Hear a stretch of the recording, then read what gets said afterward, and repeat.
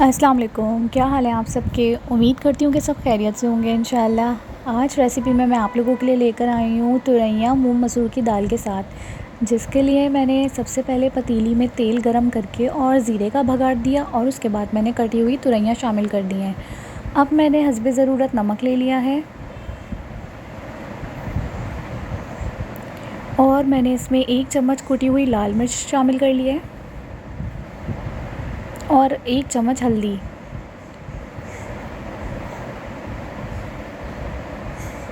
اس کو میں ہلکا پھلکا سا چلا لوں گی، سارے اسپائسز کو مکس کر لوں گی، اور اب میں اس میں لہسن ادرک کا پیسٹ آدھا چمچ شامل کروں گی۔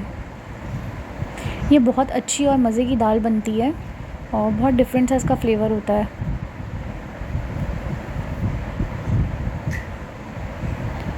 اچھی طرح سے توریوں کو آپ نے چلانے کے بعد اس کے اندر شامل کر دینے ہوئے کٹے ہوئے ٹماٹر اور 2 سے 3 ہری مرچیں۔ ٹماٹر آپ اپنی ضرورت کے حساب سے لے لیں، جتنی آپ کی تورئی ہیں اتنی ہی ظاہر ٹماٹر آپ شامل کریں گے۔ جیسے 1 کلو توریاں ہوں تو اس میں 4 بڑے ٹماٹر لے لیجیے گا، تو بس اب اس سے کم لے رہے ہوں تو پھر اسی حساب سے آپ ٹماٹر کو بھی کم کرتے رہیے گا۔ پھر میں نے لڈ لگا کے رکھ دیا تھا، اور اب یہ تھوڑی دیر کوک ہونے کے بعد اب میں اس کو اوپن کر کے دیکھوں گی کہ یہ گل گئی ہیں۔ تو جی ہاں، یہ اچھی طرح سے گلنے پہ آ گئی تھیں۔ اب میں اسپون کی ہیلپ سے اس کو میش کر لوں گی۔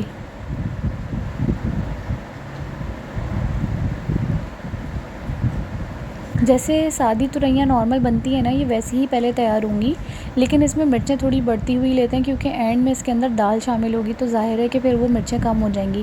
تو اچھی طرح سے آپ نے توریوں کو چمچ کی مدد سے پیس لینا ہے، بالکل میش ہو جائیں۔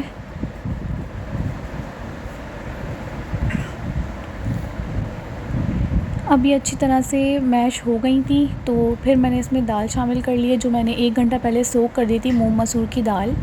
پھر میں نے اس میں شامل کر کے اور حسب ضرورت پانی لے لیا ہے۔ پانی اتنا لینا ہے جیسے مونگ مسور کی دال ہوتی ہے نا، بالکل اسی انداز سے آپ نے پانی شامل کر دینا ہے اور اس کا بوائل آنے کا ویٹ کرنا ہے۔ اچھا، اس اسٹیج پہ آپ نے نمک چیک کر لینا ہے، تو اگر کم ہو تو شامل کر لیں آپ، اور اگر صحیح ہو تو اچھی بات ہے۔ دین پھر میں اس کے بوائل کا ویٹ کروں گی، اور نمک مجھے کم لگا تھا تو میں نے اس میں اور ڈال دیا۔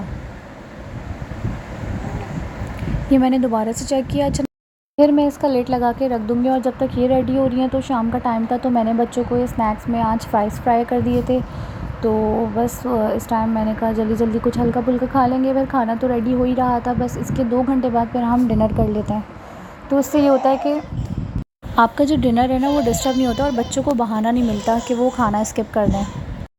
تو آج کی ویڈیو میں تو بس یہی تھا کہ بہترین سی دال بنانے کی کوشش کی، آپ لوگ ٹرائی کیجیے گا، یہ بہت اچھی بنتی ہے۔ انشاءاللہ ملتے ہیں پھر کسی اچھی سی ویڈیو کے ساتھ، تب تک کے لیے اللہ حافظ، اور یہ کلپ دیکھ لیجیے آپ۔ تو بس یہ ماشاءاللہ سے شاندار سی دال ریڈی ہو گئی تھی۔ میں اس کو پتیلی میں اس کو شوٹ نہیں کر پائی تھی بزی ہونے کی وجہ سے، تو پھر یہ میں نے دسترخوان پہ ایک کلپ ریکارڈ کر لیا تھا، یہ بہت اچھی بنی تھی ماشاءاللہ سے۔